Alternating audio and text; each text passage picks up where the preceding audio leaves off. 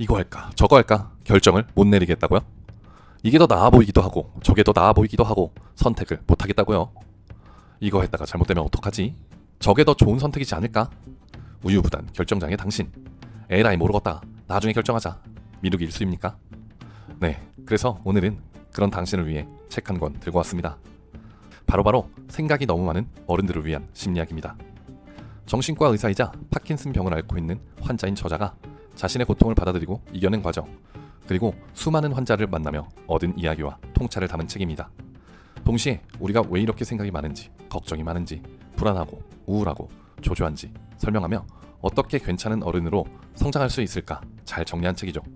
자, 그럼 각설하고 우유부단 결정장애를 겪고 계신 당신을 위해 생각이 많은 사람이 꼭 알아둬야 하는 최선의 선택 방법 알아보겠습니다. 시작합니다. 출발! 영상이 기대되시면 구독과 좋아요 눌러주세요. 우리는 선택의 순간에 신중하기 마련입니다. 항상 최선의 선택을 하고 싶기도 하고 섣부른 결정이 이를 그르칠 수도 있기 때문이죠. 오늘도 선택의 기로에 선 당신은 수많은 가능성 앞에서 흔들릴 겁니다. 이것저것 비교해보고 충분히 고민했다 싶은데도 막상 선택의 순간이 되면 왠지 불안하고 초조해집니다. 맞아요, 맞아. 이유가 뭘까요? 내 선택이 옳다는 확신이 들지 않기 때문입니다. 다시 말해 불확실성 때문인 거죠. 과도한 불확실성을 마주하면 우리는 넓은 사막에 혼자 남겨진 듯한 느낌을 받습니다. 불안지수가 높아지고 다가올지도 모르는 위험을 대비해 자기 방어적이면서 공격적으로 변하죠. 안타깝게도 우리 사회는 점점 더 불확실성이 커지고 있습니다. 평생 직장은 사라졌고 어느 회사가 10년 뒤, 20년 뒤 살아있을지 아무도 모릅니다.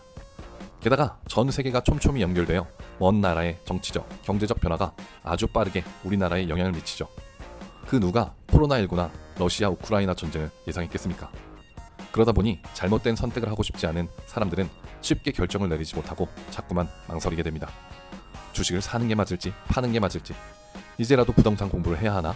지금 회사를 두고 창업하는 게 맞나? 아니면 더 늦기 전에 이직하는 게 맞나? 결혼은? 아이는? 인생의 중대한 결정을 앞두고 고민이 깊어지죠. 이런 중대한 고민만 있나요? 당장 친구와 싸웠는데 어떻게 풀지?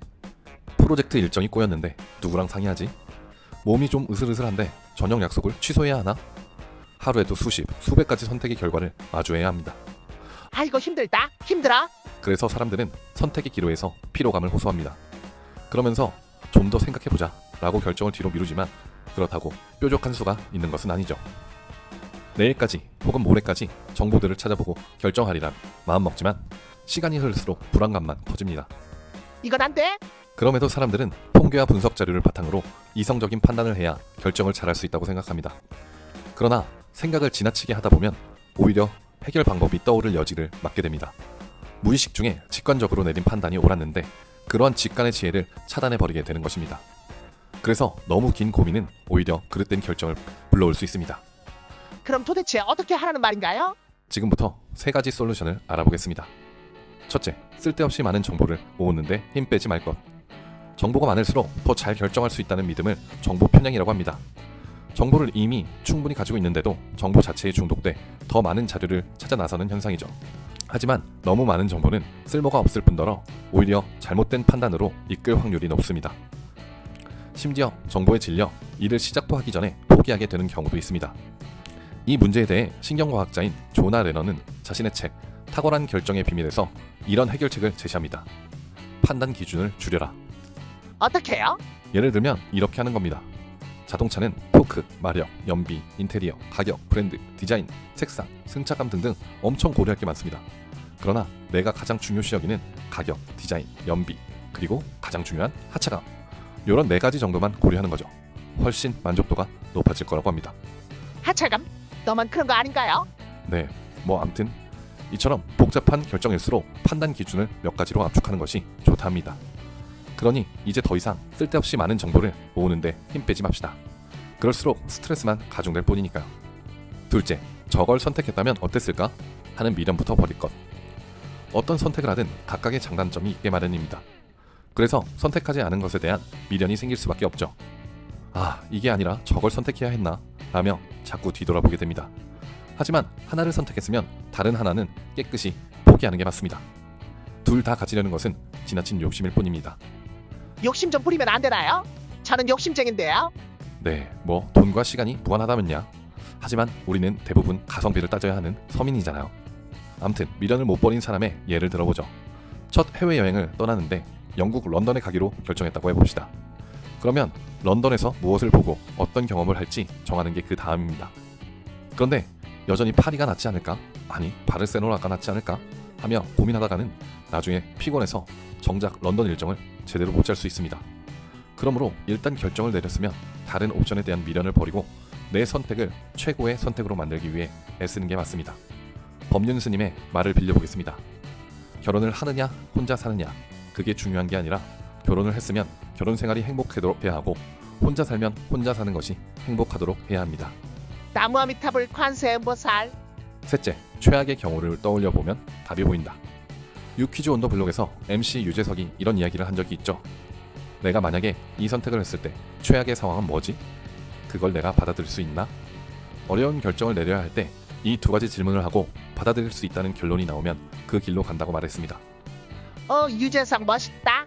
보통 사람들은 선택을 하면 장밋빛 미래부터 꿈꿉니다. 이를테면 주식을 사면 100만 원을 벌면 그걸로 뭐하지? 라는 생각부터 하죠. 그래서 주가가 1%라도 떨어지면 그때부터 초조해서 어쩔 줄을 모릅니다. 창업하기로 마음먹었을 때도 마찬가지입니다. 자신이 생각한 아이디어가 대박이 나면 그걸로 뭘 하면 좋을지부터 상상하고 그동안 자신을 무시해온 친구들의 코를 납작하게 해주고 싶다는 생각부터 합니다. 그래서 막상 사업을 시작했는데 장밋빛 미래는커녕 뜻대로 잘 안되면 남 탓, 세상 탓을 하며 주저앉아 버립니다. 그런데 유재석님처럼 미리 최악의 상황을 그려보면 내가 무엇을 중요하게 생각하는지, 무엇을 더 원하는지, 어떤 것들을 견딜 수 있고 어떤 것들을 못 견디는지를 분명히 알게 되어 후회 없는 선택을 할 수 있게 됩니다.